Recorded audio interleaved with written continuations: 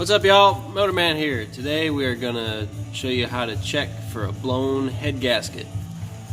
Coming right up. Alright, so here we've got a 2005 Dodge 1500 pickup truck with a 4.7 liter V8 in it. It's misfiring pretty bad. It's blowing some white smoke out the back, and one of the first giveaways is that our coolant smells like gasoline. So we're going to use this combustion leak detector. It kind of looks like a turkey baster, and it's going to sniff the fluid while it's running, and if it turns yellow, that means it's got combustion gas in it. So this one I'm pretty sure it's leaking pretty bad. So let's fire it up and see what it does. It's got a lot of miles on it. I just cleared all the codes in it. Let's see if they come back. It's got a misfire and an oxygen sensor code on it.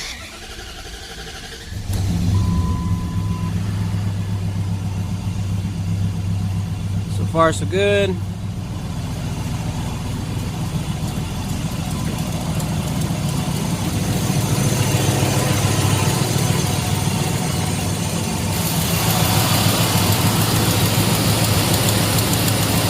Sounds like we may have an exhaust leak.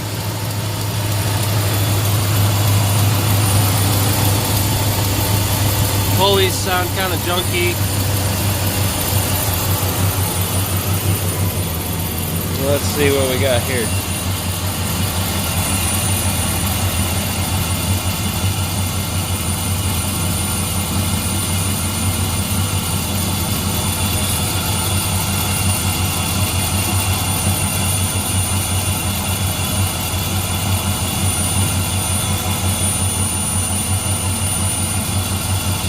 And look at that.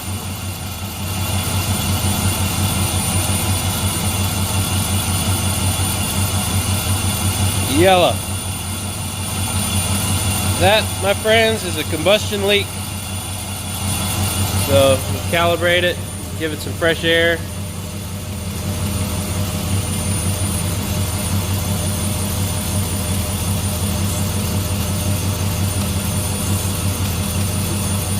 It'll turn back to blue.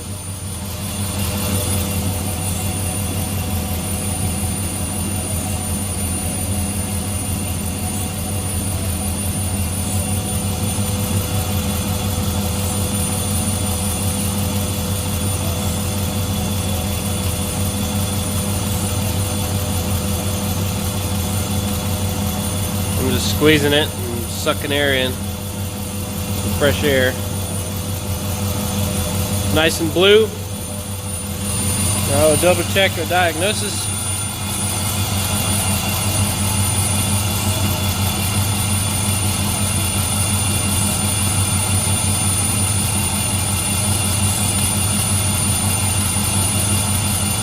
Yeah, it's turning right yellow again.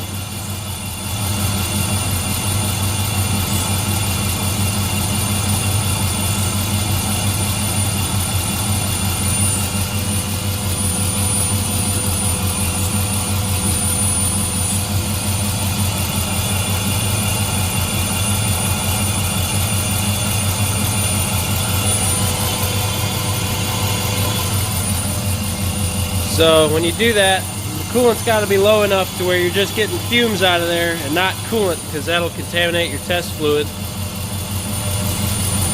So you can see it clear as day. That just turned yellow, and that means it's getting combustion in the coolant, which is caused by a cracked cylinder head or a blown head gasket. So generally with a cracked cylinder head, you'd be getting coolant in your engine oil and engine oil in your coolant. This isn't really the case with this one. Engine oil, yeah, it's a little milky. It wasn't the first time I looked at it, but it's not quite like soup yet.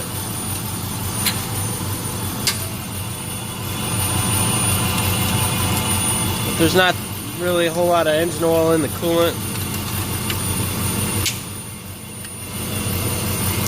Anyways, it's not good, so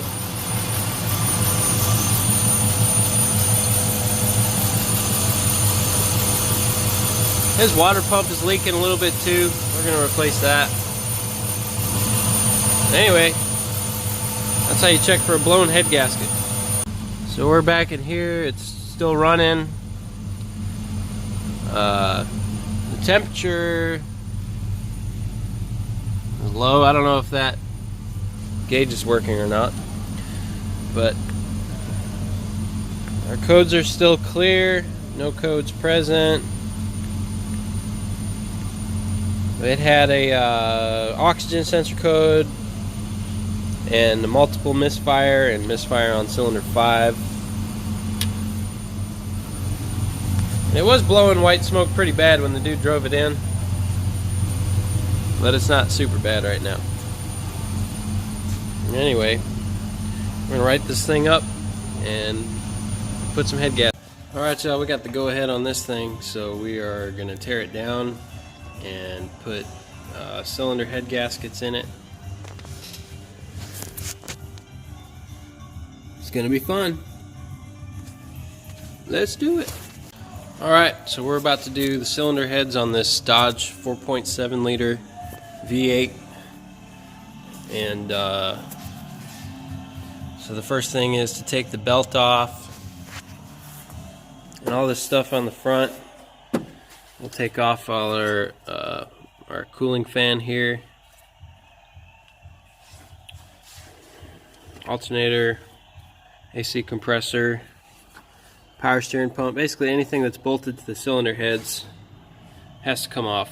So intake, coils, injectors, the wiring harness, exhaust manifolds, both sides, and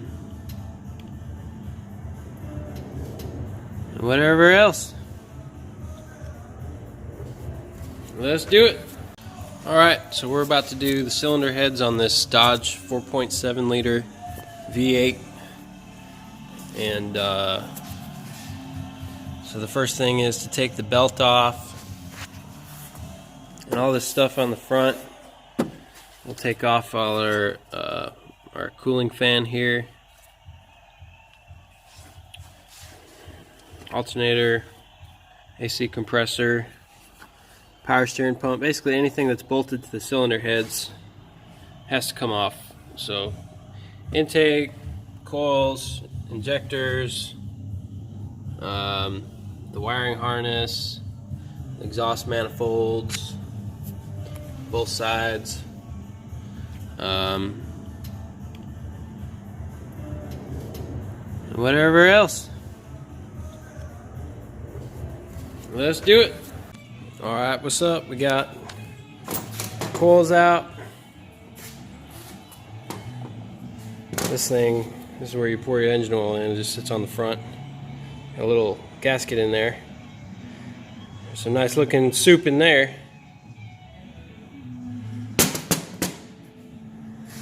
Fuel injectors. We change all these O-rings. There's one here, and there's another one inside in the rail.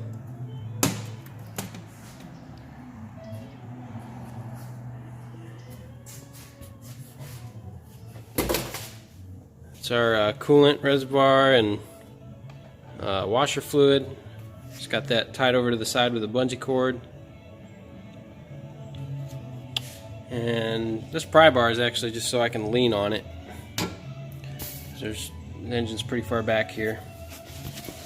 Our AC compressor disconnected and it's hanging on a bungee cord so that you don't have to recover the Freon and recharge it. Saves you a bunch of time. The alternator sitting right there. So We're fixing to take our bolts out of the intake, and then we've still got to get our water pump off and our timing cover so that we can get the timing chains loose and take the timing chains off. So we'll line up our engine with our cam gears,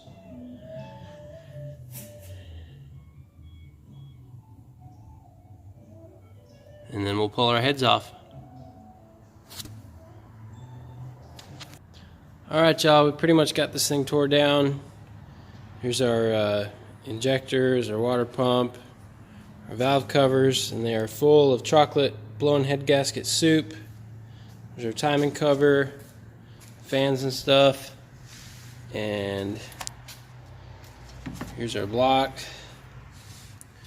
Here's your lower timing chain, and it's got 3 in total, 1 going to each side on each cam. So, single overhead cam, 4.7 liter V8. And this one had a pretty interesting surprise in it. That little thing laying right there is the chain guide for the tensioner on this right bank here. So if you look here,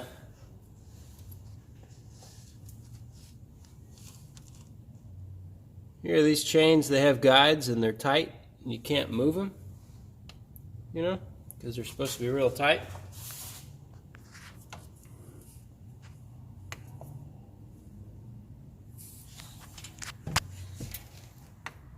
Can't move those chains.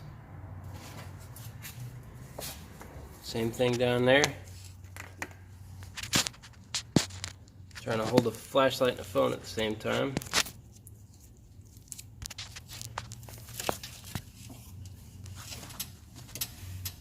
Nice and tight.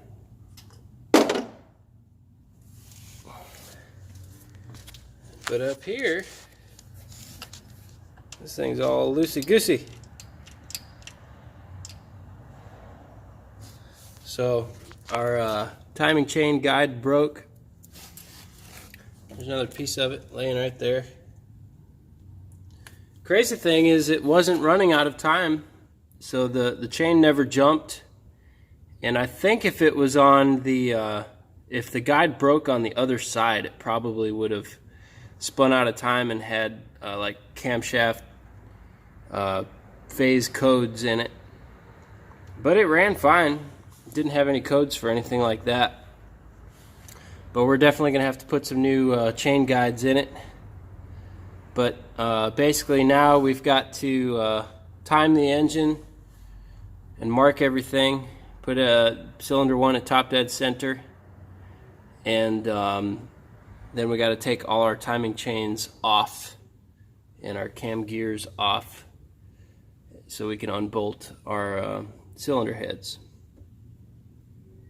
So let's do it. Alright, we pretty much got this thing all the way tore down. We had to take off our timing chains first, and this guide was broken as well on this side. Here's the pieces of the guide on that side. Here's our timing chains that go to each cam gear, your left bank, your right bank. And then this chain goes from the crank gear to the big gear on, this is the idler gear. So we got a kit with all new chains, guides, and tensioners. These guys. And here's our cylinder heads. So on this side, this exhaust manifold was leaking. You can see where the carbon is all built up in between those ports. And you shouldn't see any carbon outside of those ports. So there's a broken bolt in there. We got to try to get that guy out. That's why it was leaking. Use a drill and an extractor. And on both of these, the back two cylinders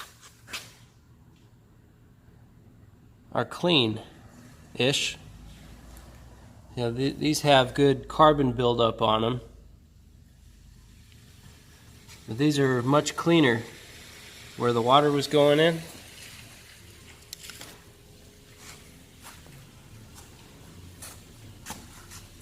So this exhaust was not leaking. This one's fine. Here's our head gaskets.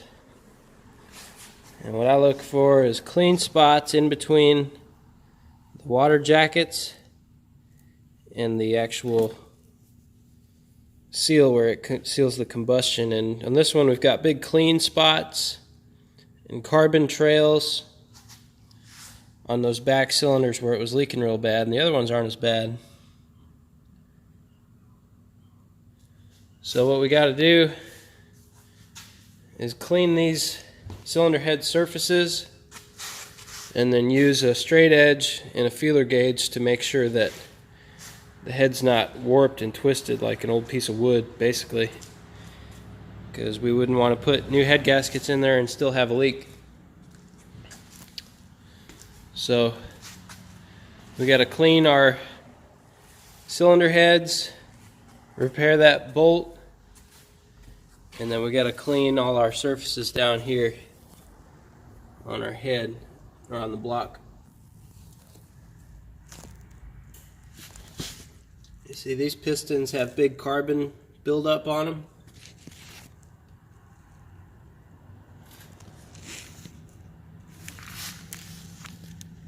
And then that one is clean. So you can tell it's clean because when water leaks in there, it boils off all the carbon. Cleans it. So that's what's causing our misfires. And so we're going to clean everything, try to get as much of this chocolate soup out of the motor as possible. And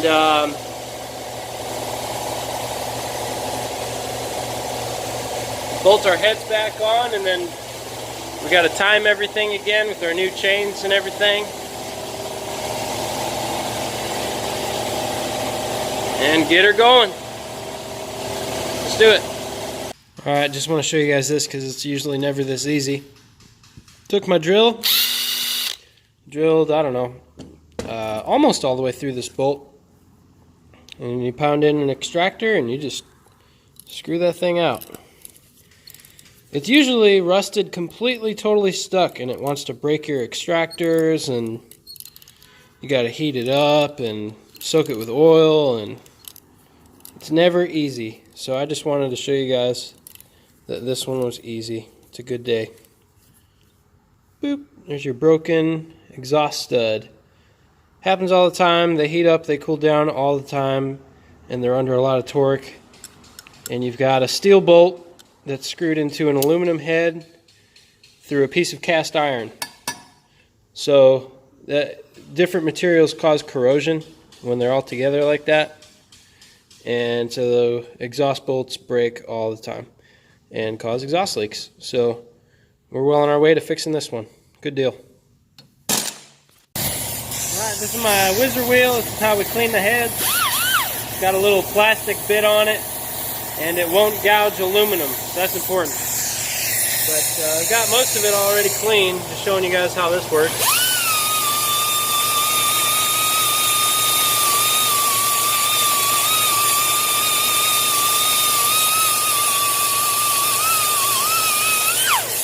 Cleaning my exhaust ports. Already got them done. Got my head surfaces done. Nice and clean. Got my block nice and clean.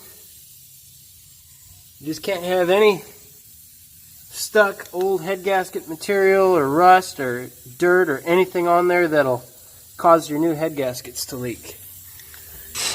Easy peasy.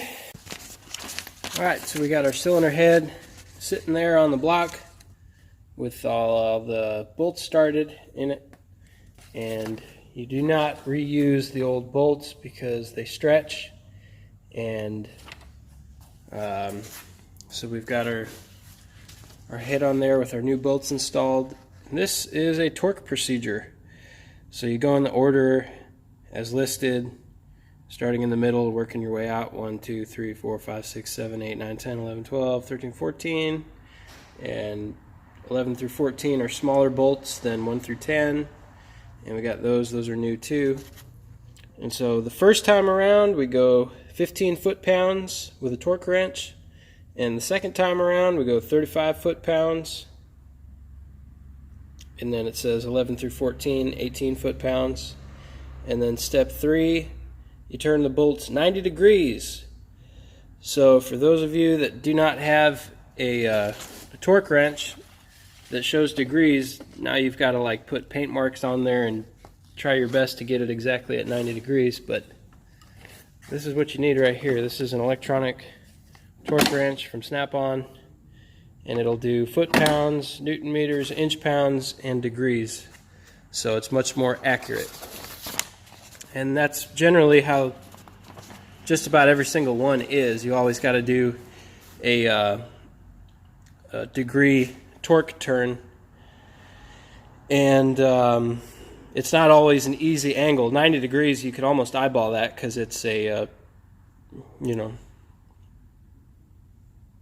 it's a right angle. But sometimes it's a weird angle, like 70 or 72 or whatever. So having the right tools is the good stuff. So we're going to torque this cylinder head, and then we're going to do our other side, and then we're going to get our timing chains on. Alright, so this is what it looks like going in with our new timing chains. This is our idler gear sprocket. That's our crank sprocket. And on the back we got our 2 chains for each cam. And I zip tied them together so that when you're trying to put them on, they don't slip. Because you're supposed to look through these little holes, and there's black teeth on the chain on both sides. Kind of hard to see, it's kind of hard to do. This is what I got figured out. So they all kind of got to go on together because you won't be able to get the chains on the gears. So the idler gear goes on that shaft, and the crank gear goes on the crankshaft, and then the chains go up through the heads to the camshaft. So that's what's going on. Alright, y'all, we got our new timing chains and guides and tensioners all installed. Nice shiny new chains. Boom. So we got to get our timing cover on, intake, and everything else. Boom. Alright, y'all, we got this thing running. We got no check engine lights. Just watching our data here.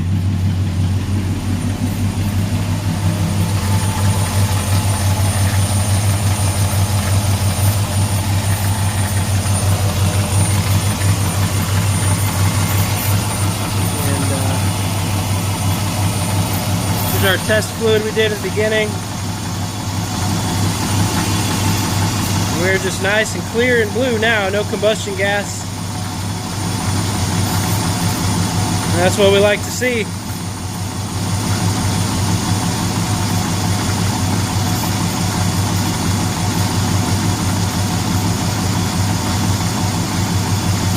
This thing's good to go. I'm going to take it out and drive it some.